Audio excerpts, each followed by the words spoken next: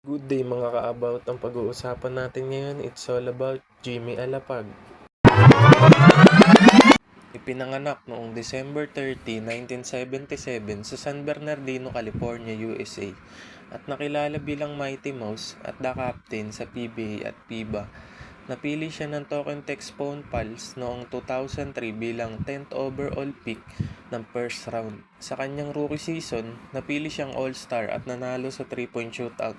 Kalaunan, pinangunahan nila ni Ase Taulaba ang TNT patungo sa All-Filipino Cup Championship mula sa 2-0 lead ng Coca-Cola Tigers. Sa pagtatapos ng season, nanalo siya ng Rookie of the Year averaging 14.5 points, 7 assists at 6.5 rebounds per outing.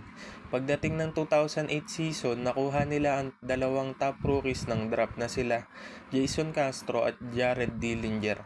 Sa 2009 Philippine Cup, dito nangyari ang controversial series nila against Ginebra in quarterfinals na nag-walkout sila ng Game 4 dahil sa bias officiating daw ng mga referee. 2010 season, pinangunahan nila ni Jason Castro ang TNT para makuha ang back-to-back championship at parehong nahirang na co-finals MVP. Subalit di nila nakuha ang Grand Slam matapos silang talunin ng Petron Blaze Boosters sa Governors Cup Finals.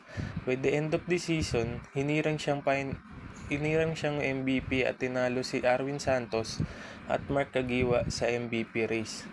2013 Philippine Cup, naging ika-siyam na player si Jimmy na magkaroon ng record na 3,000 assists sa PBA history. Malaki din ang naitulong ni Jimmy Alapag sa national team matapos nilang matalo ang Korea sa semis ng FIBA Asia Cup at mag-uwi ng silver medal at makapasok sa world stage ng international basketball.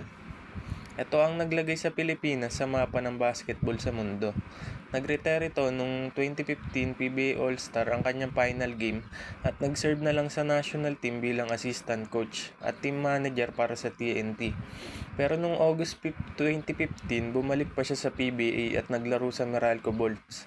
Sa umpisa ng season, nagkaroon siya ng rib injury. Isang rason kaya nag-retire din siya noong 2016, ending his 13-year career sa PBA. Sa kasulukuyan, player development siya sa Sacramento Kings sa NBA at inaangat ang bandila natin sa pinakamataas na entablado ng basketball sa mundo.